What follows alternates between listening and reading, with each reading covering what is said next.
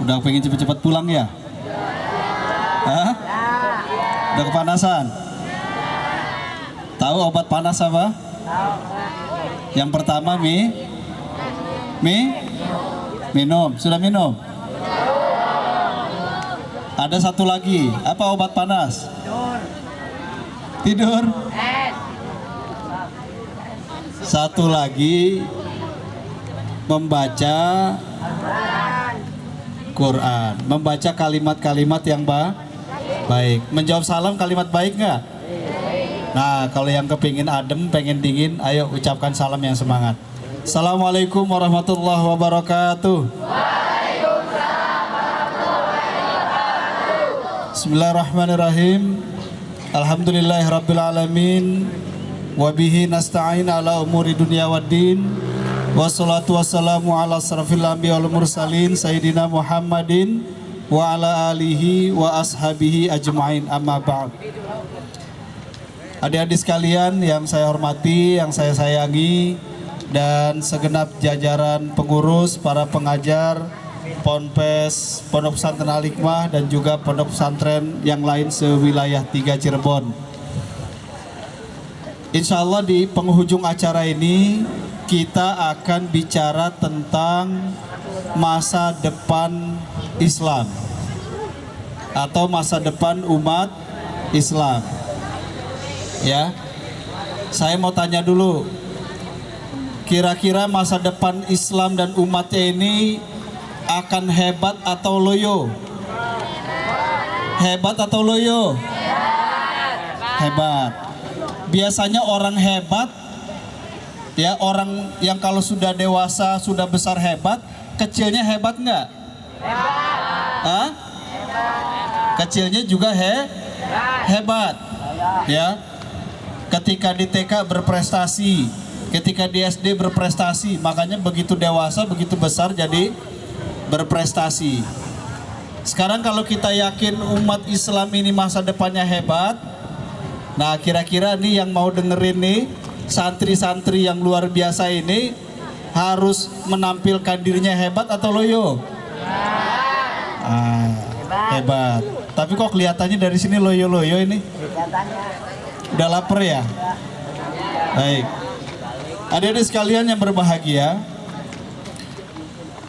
kalau kita menyaksikan berita di berbagai media, TV, koran, internet, ya, kita lihat yang sering kali dipertontonkan, yang sering kali dipertunjukkan tentang Islam dan umat Islam ini lebih banyak masalah.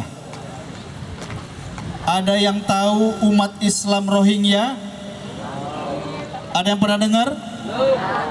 Di mana mereka tinggalnya? Hah? Di Myanmar, di Burma. Di Myanmar atau di Burma itu ada sekitar 1 juta lebih orang Muslim, ya, yang tidak diakui oleh pemerintahnya. Pendidikan terbengkalai, kesehatannya juga tidak terlayani dengan baik, ekonominya juga dipersulit, dan sekarang ini mereka banyak keluar dari Myanmar, dari Burma menuju negara-negara sekitar. Ada yang ke Malaysia, ada yang ke Thailand, ada yang ke Indonesia. Kalau kita lihat di televisi, ada di sekalian, kondisi mereka sangat memprihatinkan. Ya, kurus-kurus, seperti orang-orang yang tidak punya masa depan. Dari wajahnya kelihatan penderitaan yang panjang.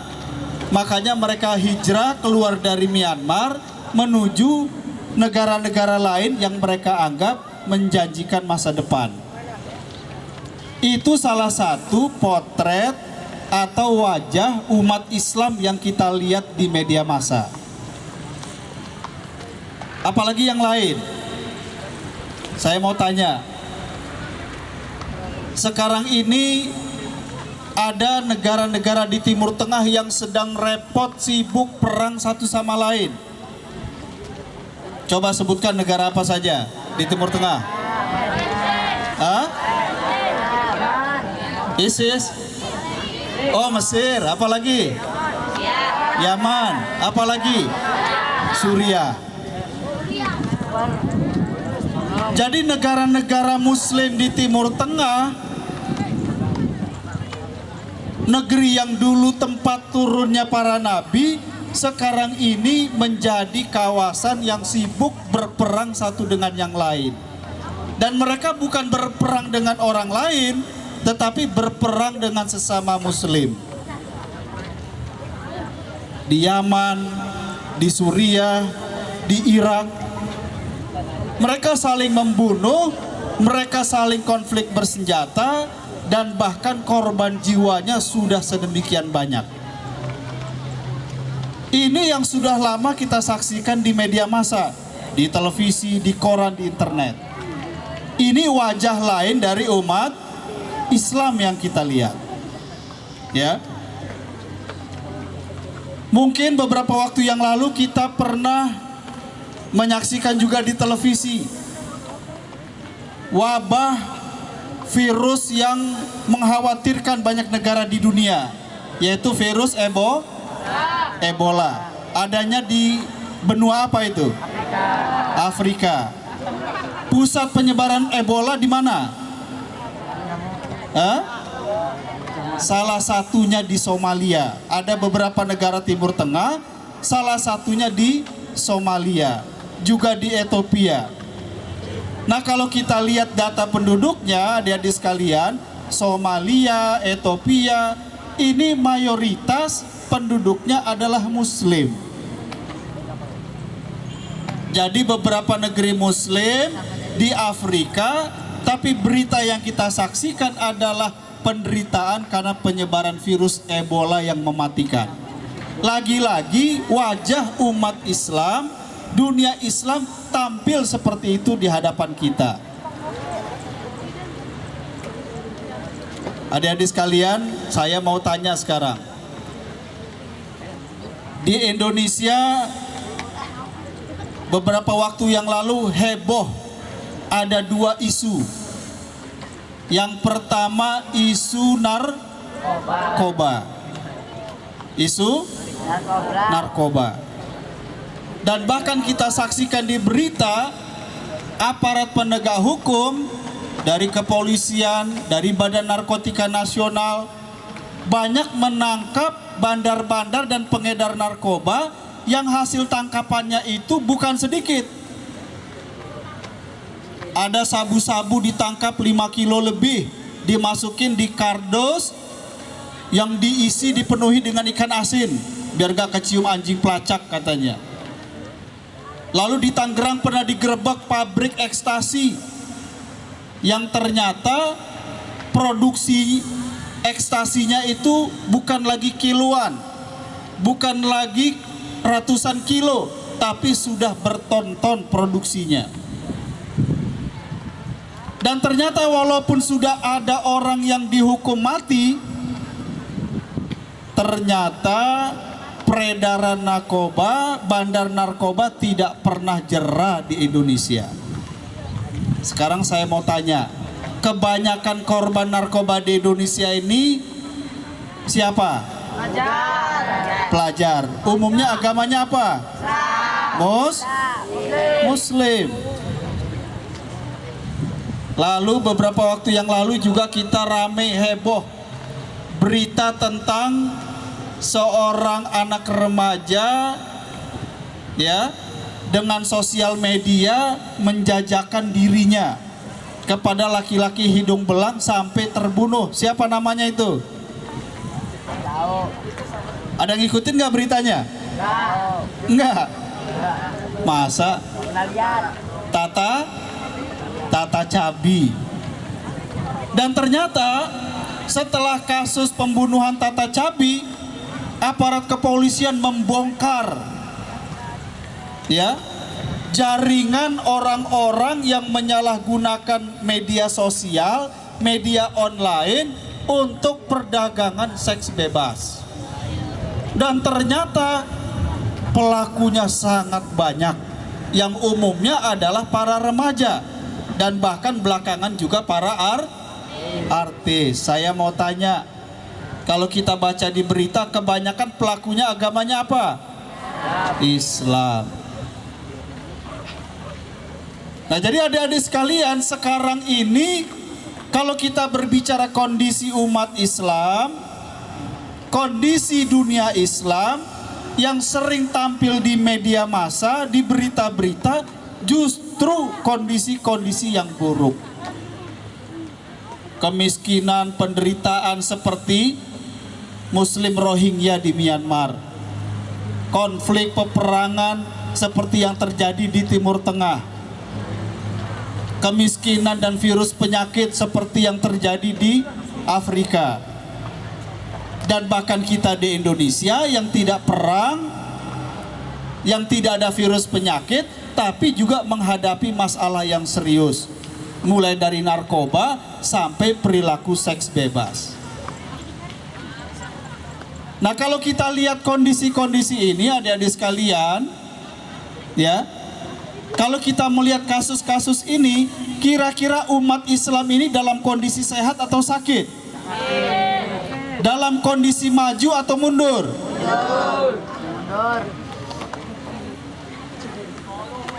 Nah, kalau kita sepakat menilai kondisi umat Islam dalam kondisi yang sakit, kondisi yang mundur, sebenarnya ini bukan hal yang baru.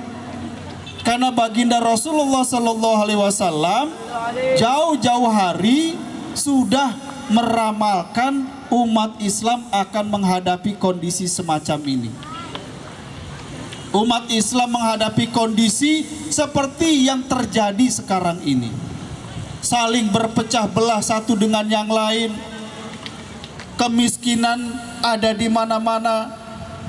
Kehidupan bebas dan cinta kepada dunia menghinggapi para pemuda, itu sudah diramalkan oleh baginda Rasulullah SAW. Nah, sekarang saya mau tanya, berbagai masalah yang dihadapi umat Islam, kalau kita cari, kalau kita analisa, apa faktor penyebab utamanya? Ada yang tahu? Apa faktor penyebab utamanya? Hah?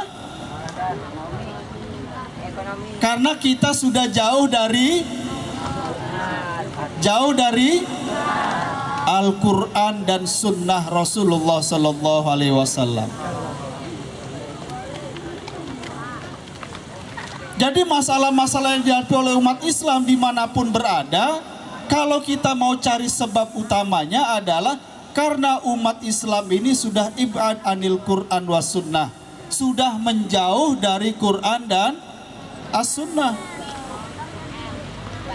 Kita punya Quran, tetapi bukan menjadi tuntunan, hanya sebatas tontonan. Ya, di TV ada Hafiz cilik, ramai orang nonton. Tetapi yang nonton tidak bertambah hafalannya. Setiap tahun ada musabaqah tilawatil Quran, di mana-mana ada. Dari mulai tingkat kabupaten, tingkat kecamatan sampai tingkat nasional. Tetapi musabaqah tilawatil Quran hanya menjadi tontonan, bukan menjadi tuntunan. Nah, ketika umat Islam ini semakin jauh dari Quran dan Sunnah, tidak lagi mengikuti ajarannya, bahkan membacanya pun juga sudah tidak mampu, tidak bisa, maka disinilah akan menjadi penyebab munculnya berbagai persoalan-persoalan. Contoh, ada yang kenal ISIS? Di Indonesia ada ISIS nggak? Hah? Ada ISIS? Oh, namanya ISIS. Kalau saya ditanya di Indonesia ada ISIS apa enggak, saya jawab tidak ada. Di Indonesia itu tidak ada ISIS. ISIS itu adanya di Suriah dan Irak. Ya. di Suriah dan Irak. Di Indonesia tidak ada ISIS. Sama kalau kita ditanya, ya, kalau grup musik Korea apa yang terkenal sekarang namanya? Hah? Waduh, giliran ditanya Korea semangat banget ini. Ya, siapa? Esong. Ya, nah, saya mau tanya, ya, saya mau tanya, Korean pop itu ada nggak di Indonesia? Ada nggak? Nggak ada, adanya di Korea. Tapi penggemarnya ada nggak di Indonesia? Ada. Begitupun ISIS, kalau saya ditanya, apakah ISIS ada di Indonesia? Saya jawab nggak ada. ISIS itu adanya di Irak dan Suriah yang sekarang lagi ribut dengan sesama Muslim. Di Indonesia nggak ada. Tapi penggemarnya ada nggak? Ada 1-2. Ya, ada 1-2. Itu. Dan para penggemar ISIS ini memang orang-orang yang dari awalnya berbeda dengan kebanyakan umat Islam. Senang dengan kekerasan, ya, senang mengkafirkan orang lain, merasa dirinya benar, ya, itu. Jadi jangan kita ini jadi ikut-ikutan. Awas, di sini ada ISIS. Nggak ada ISIS. ISIS adanya di luar negeri. Nah, para penggemar yang ada di Indonesia memang ada beberapa saking cintanya, saking gemarnya ikut bergabung dengan ISIS di Suriah dan di Irak. Kalau saya ditanya, kalau mereka yang sudah ke sana gimana? Ya biarin saja, asal jangan pulang ke Indonesia lagi. Karena kalau pulang ke Indonesia nanti bikin masalah. Lebih baik para penggemar ISIS itu pergi ke Suriah dan Irak ketimbang dia tetap ada di sini. Kalau saya ditanya begitu, ya. Nah, ini juga contoh bagaimana muncul orang-orang yang tidak lagi memahami Islam dari sumber utamanya. Dan ketika umat Islam ini menjauh dari Quran dan Sunnah, bukan hanya sikap perilakunya, bukan hanya pemikirannya, bukan hanya budayanya yang kemudian tersesat, memunculkan banyak persoalan, tetapi juga secara ilmu pengetahuan dan teknologi kita akan jauh tertinggal. Sekarang saya mau tanya, di sini ada yang cita-citanya mau jadi dokter? Oh, banyak. Siapakah yang menjadi pelopor ilmu kedokteran modern? Siapa? Ibnu Sina. Ibnu Sina itu Muslim atau bukan? Muslim. Jadi ilmu kedokteran modern yang sekarang ini di Barat sangat maju, di Eropa sangat maju, di Amerika sangat maju, itu ternyata yang mempeloporinya adalah ilmuwan Muslim, namanya Ibnu Sina. Ya, ada yang di rumah punya komputer, ada yang punya laptop, ada yang punya iPad, ada yang punya smartphone, ada. Yang namanya komputer, yang namanya iPad, laptop, smartphone sebagai produk teknologi itu basisnya adalah algoritma. Ya, kalian di SMP SMA belum belajar algoritma. Nanti kalau kuliah mulai belajar yang namanya algoritma.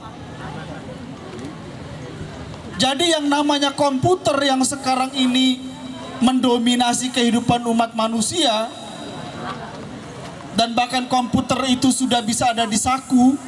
Kalau dulu komputer harus di atas meja, sekarang komputer itu bisa di kantong baju. Itu hanya bisa tercipta karena ada algoritma. Karena basis operasi komputer itu adalah algoritma. Sekarang saya mau tanya, siapa penemu algoritma di dunia ini? Siapa penemu algoritma di dunia ini? Ah? Sofyan? Siapa? Ayo yang putri. Ada yang tahu? Yang bisa jawab saya kasih hadiah 50.000.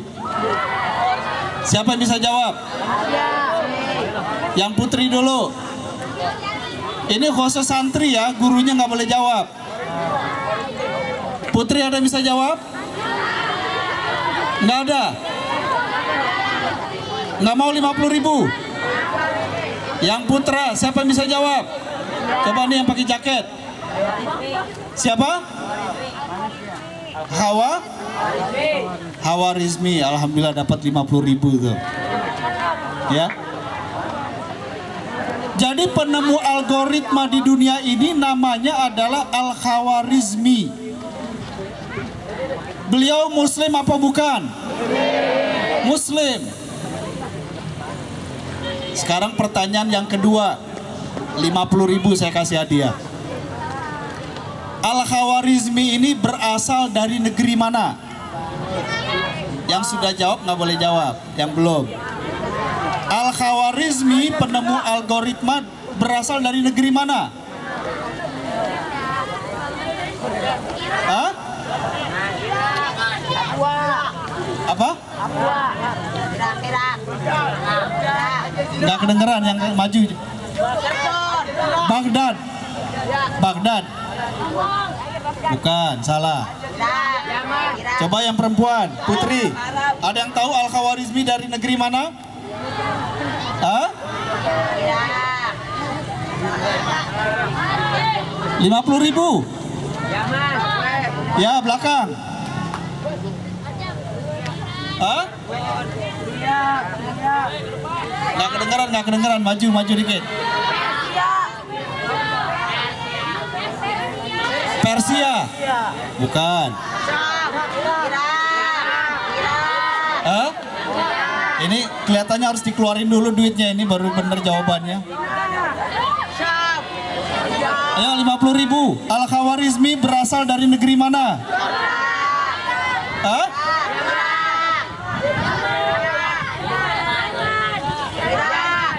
Apa?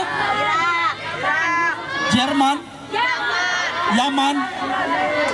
Mesir? Dari Bombay. Saya tambahin 100.000. Al-Khawarizmi, tokoh ilmuwan muslim yang menemukan algoritma yang menjadi dasar penciptaan komputer, berasal dari mana? Yang perempuan dulu, saya kasih kesempatan. Putri, nih yang depan. Ayo, tadi nunjuk tangan kan? Hah?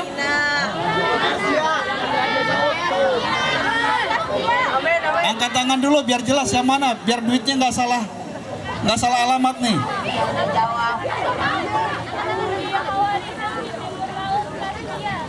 Timur Laut? Tepatnya di mana negerinya namanya?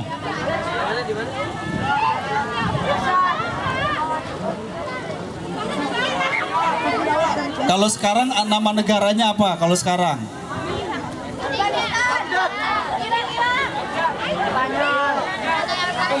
Oh, ustazahnya nggak boleh ikut. Oh ini oh santri juga. Ya, saya oper nih, katanya ada yang bisa tahu. Mana?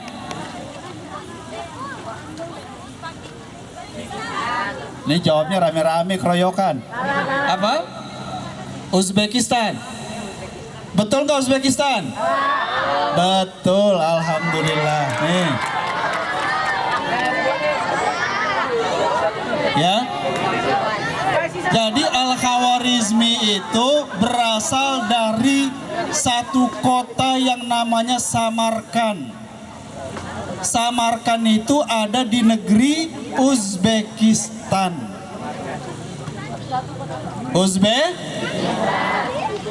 Saya tambahin deh terakhir 50.000. Uzbekistan adanya di mana? Di benua apa? Kaos merah. Asia. Asia bagian mana? Asia banyak.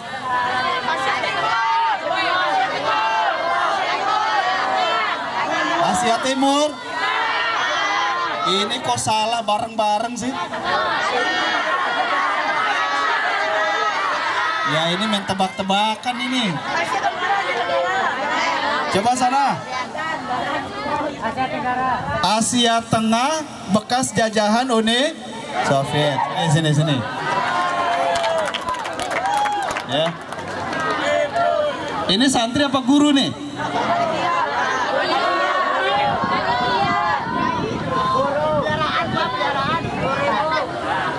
Ya. Udah ya, ntar saya nggak bisa pulang lagi, nggak bisa ongkos.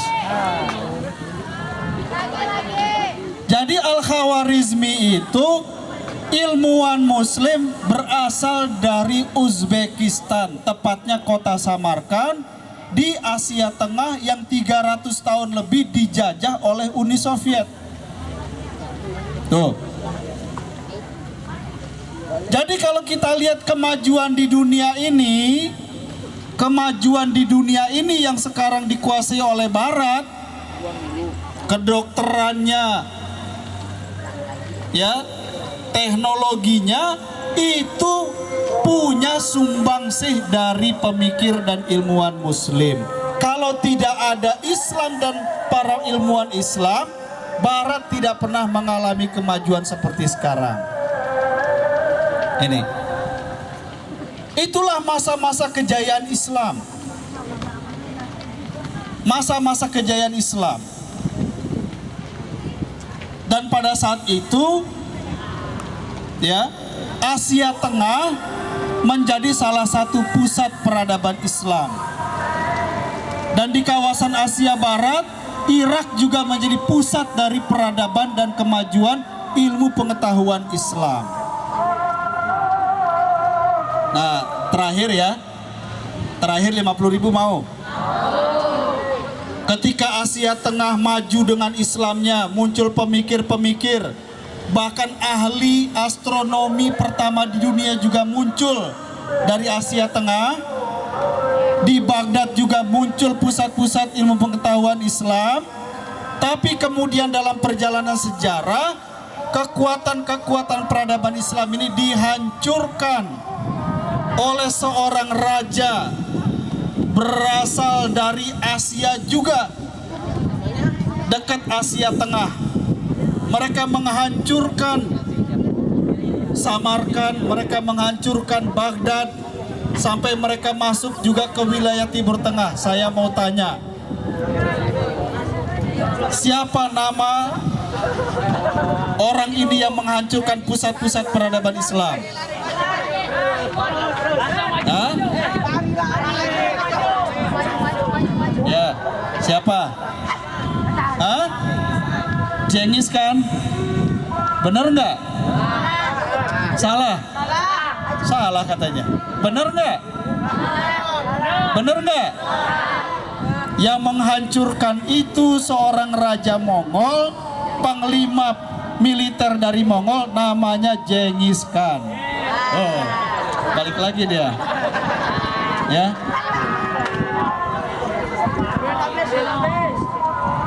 Nih, tadi titipin siapa yang dapat 50.000 tadi itu? Yang pakai jaket biru ya? Adik-adik sekalian, jadi saya ingin mengatakan bahwa perjalanan sejarah umat manusia di dunia ini, kemajuan yang sedang kita nikmati tapi dikuasai oleh Barat sekarang ini, sesungguhnya dimulai dan dimotori oleh Islam dengan para ilmuwannya.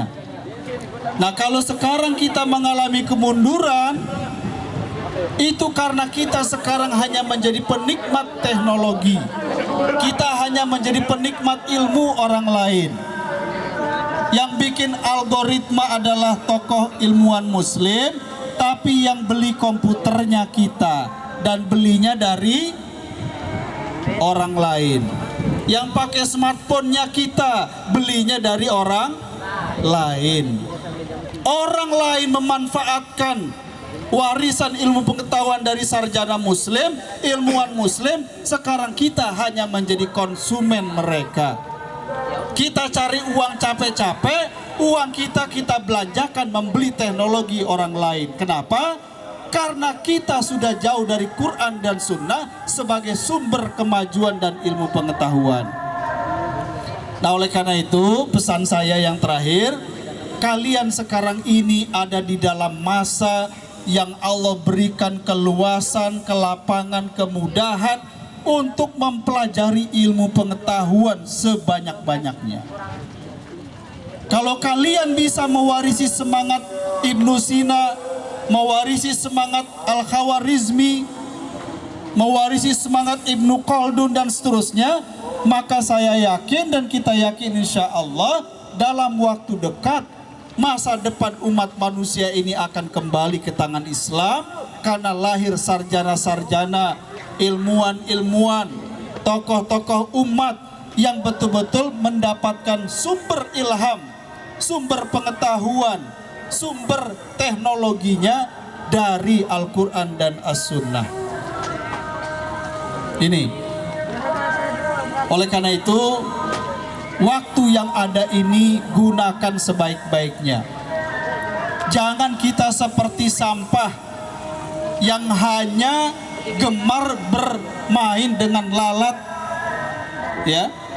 Sampah yang hanya gemar bermain dengan lalat.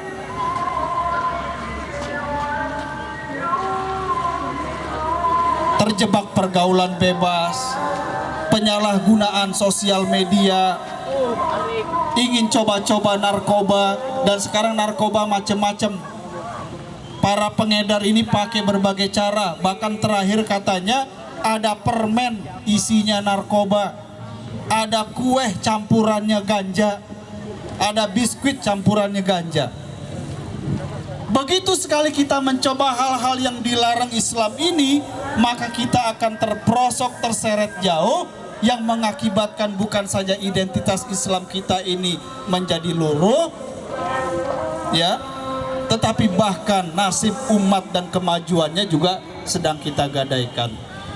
Nah, saya doakan semoga Allah Subhanahu wa Ta'ala senantiasa memelihara kalian, membimbing kalian, dan kalian juga bisa mengoptimalkan, memaksimalkan kesempatan yang Allah berikan, ya, di usia muda kalian. Ingatlah, usia muda tidak datang dua kali.